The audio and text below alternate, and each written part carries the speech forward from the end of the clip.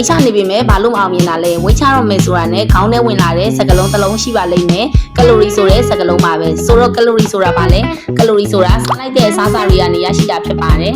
လူတယောက်ရှင်သန်ဖို့ခန္ဓာကိုယ်ပုံမှန်လည်ပတ်ဖို့လိုအပ်တဲ့စွမ်းရည်တွေကိုစားလိုက်တဲ့ကလိုရီကနေထုတ်ပေးတာဖြစ်ပါတယ်။တနေ့တာအတွင်းကိုစားလိုက်တဲ့ကလိုရီပမာဏကခန္ဓာကိုယ်အသုံးပြုတဲ့ကလိုရီထက်များနေပြီဆိုရင်တော့ပိုးလာတဲ့ကလိုရီတွေကိုအစီအနေနဲ့စုဆောင်းတက်လို့ဝိတ်တက်လာတာဖြစ်ပါတယ်။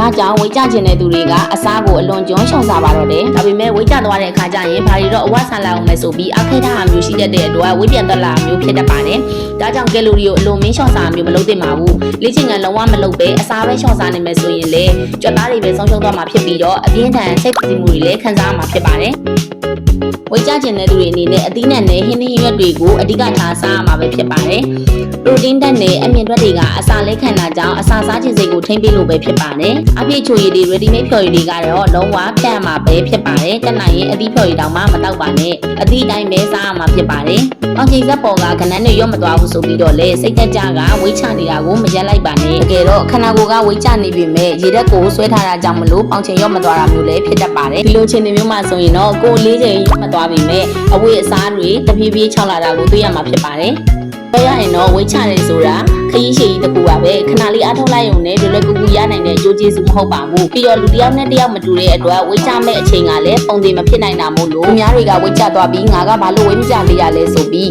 စိတ်ကမကြဖို့ကိုလည်းအကြံပေးလိုက်ပါနဲ့အားလုံးကိုကျေးဇူးတင်ပါတယ်